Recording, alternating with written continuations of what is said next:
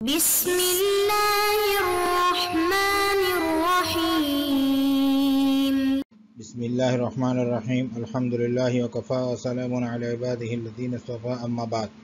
عزیز طلبہ، شرح ملجامی کا سبق نمبر 177 شروع کر رہے ہیں۔ اس سبق کو او فی اضافت سے لے کر والتعبیر بہ عنہ تک پڑھیں گے۔ او فی اضافت عطف علی قولہ فی جملۃ او ما ضاہاہا۔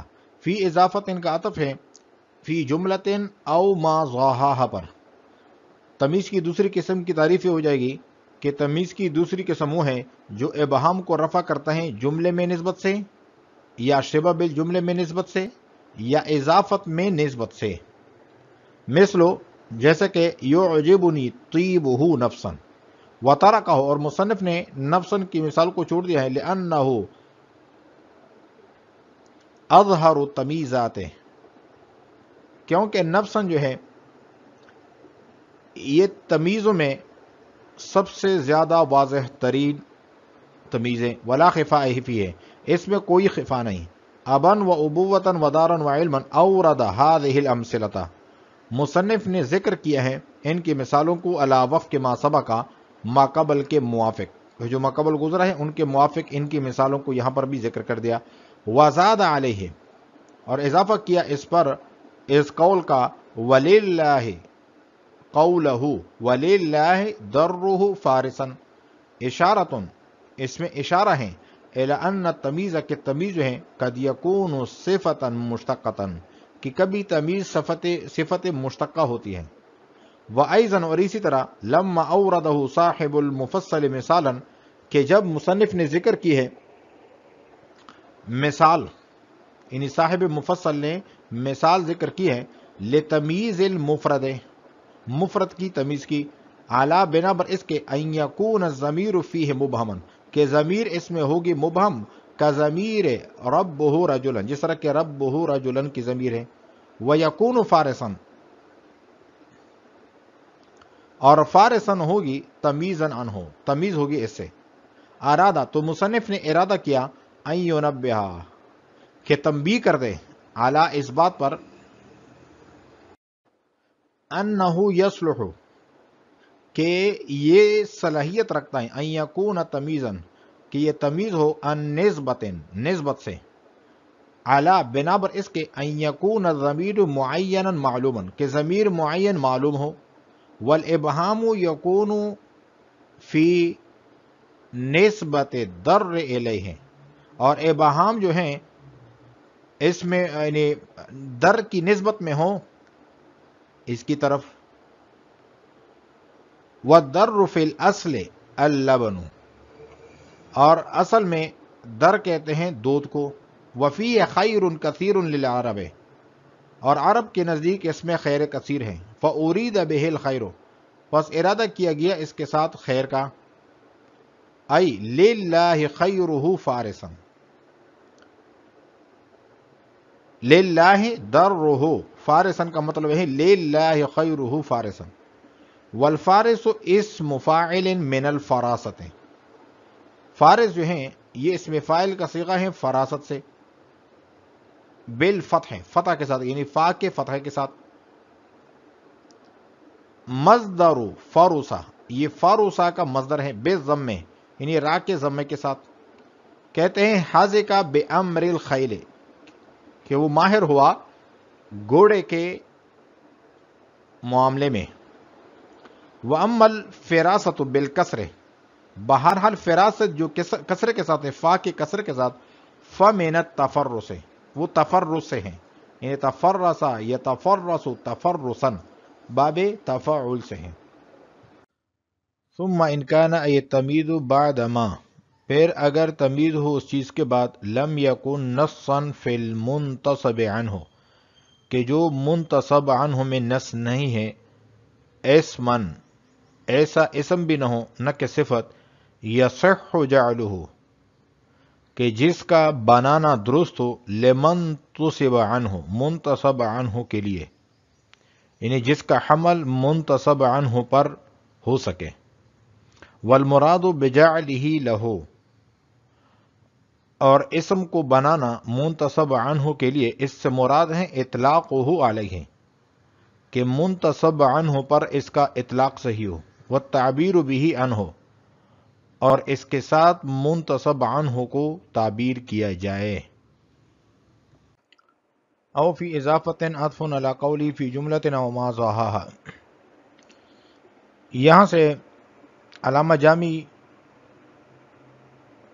فی اضافت جو ماتن کی عبارت ہیں اس کی تشریح کرتے ہیں، فرماتے ہیں کہ فی اضافت کا عطف ہے فی جملۃ او ما ضاحاها پر، تو تعریف یہ ہو جائے گی تمیز کی قسم ثانی کی کہ تمیز کی دوسری قسم وہ ہے جو جملے میں نسبت سے ابہام کو دور کرے یا شبہ بالجملے میں نسبت سے ابہام کو دور کرے یا اضافت میں نسبت سے ابہام کو دور کرے۔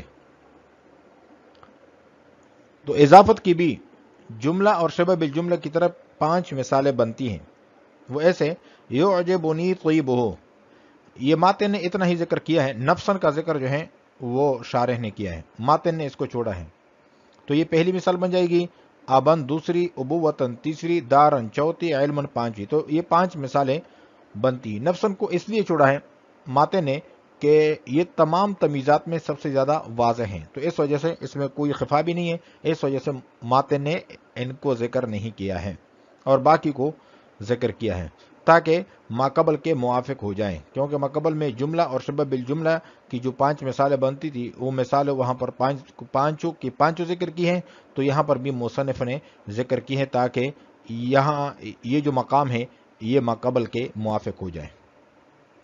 مثل یعجبنی طیبہ نفسن وترکہ، اور مصنف نے نفسن کا لفظ ترک کر دیا لأنہ اظہر تمیزات، کیونکہ تمام تمیزات میں سب سے زیادہ واضح ہیں، ولا خفاء فی، اس میں کوئی خفا نہیں، ابن و ابوۃ و دارا و علما اورد هذه الامثلۃ علی وفق ما سبق، ان مثالوں کو مصنف نے ذکر کیا ہے ماقبل کے موافق۔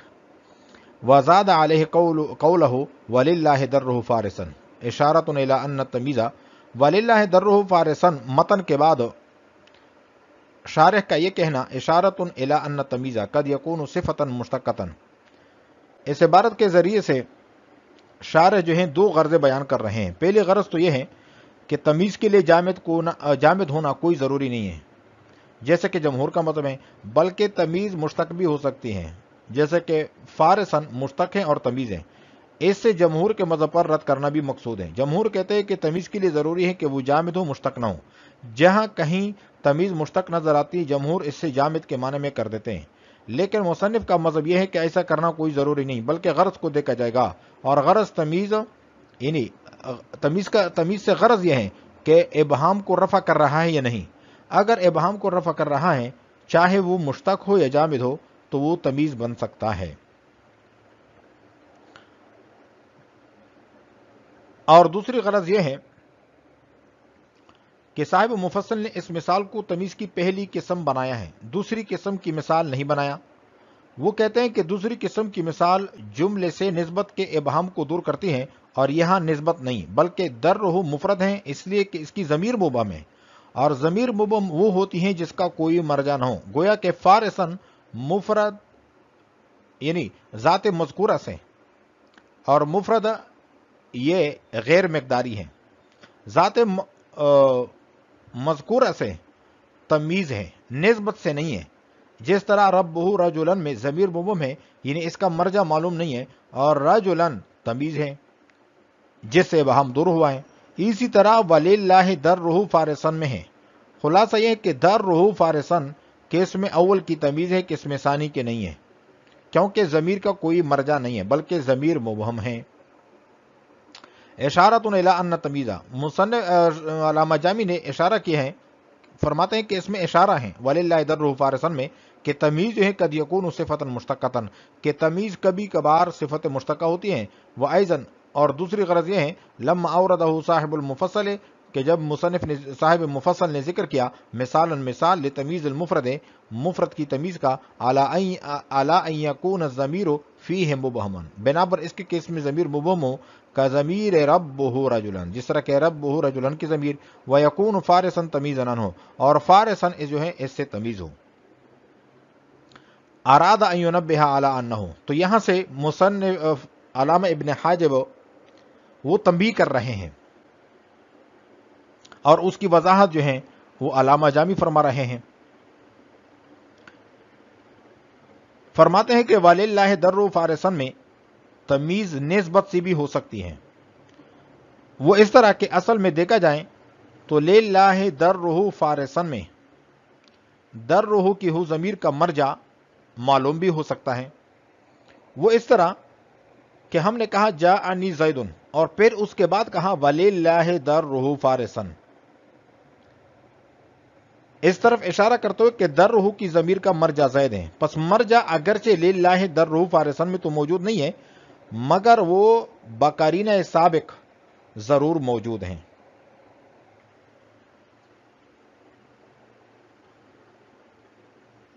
लिहाजा इबहाम जो है ये दर की ज़मीर की तरफ निस्बत में है और फारिसन इससे तमीज़ है।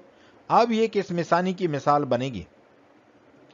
खुलासा यह है कि अगर ज़मीर का मर्जा मालूम हो तो तमीज़ निस्बत से इबहाम को दूर करेगी, और अगर ज़मीर का मर्जा मालूम न हो तो तमीज़ मुफरद से इबहाम दूर करेगी, यानी ज़ाते मज़कूरा से।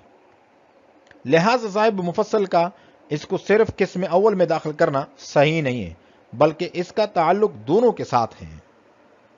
अरादा मुसन्निफ ने इरादा किया, यानी अल्लामा इब्न हाजिब ने अय्युनब्बिह के तंबीह कर दे अला बिनाबर इसके अन्नहु के फारिसन जो है यसलुहु अन यकून तमीज़न अन निस्बतिन, फारिसन में यह सलाहियत है कि वो तमीज़ हो निस्बत से, बिनाबर इसके अन यकून ज़मीर मुअय्यनन मालूमन के ज़मीर मुअय्यन मालूम हो, यानी ज़मीर का मर्जा मुअय्यन मालूम हो। वल इबहाम यकून फी निस्बत दर इलैहि, और इबहाम जो है वो दर की निस्बत में हो ज़मीर की तरफ। व दर्रु फिल अस्ल अल्लबन, यहाँ से अल्लामा जामी दो चीज़ें अलग अलग बयान फरमा रहे हैं, एक तो दर की वजाहत फरमा रहे हैं और एक लफ्ज़ फारिसन की वजाहत फरमा रहे हैं। फरमाते हैं कि दर का माना है दूध, अहले अरब के नज़दीक इसमें खैर कसीर होती है, लिहाजा यहाँ दर से मुराद मजाजन खैर कसीर है। लिल्लाहि दर्रुहु का माना है खैरुहु फारिसन, वफ़ीहे खैरुन कसीरुन लिल अरब, दूध में अरब के नज़दीक खैर कसीर है। फ़उरीद बिहिल खैरु, बस इरादा किया गया खैर का दर के साथ। यहाँ पर लिल्लाहि खैरुहु फारिसन, लिल्लाहि दर्रुहु फारिसन का मतलब है लिल्लाहि खैरुहु फारिसन।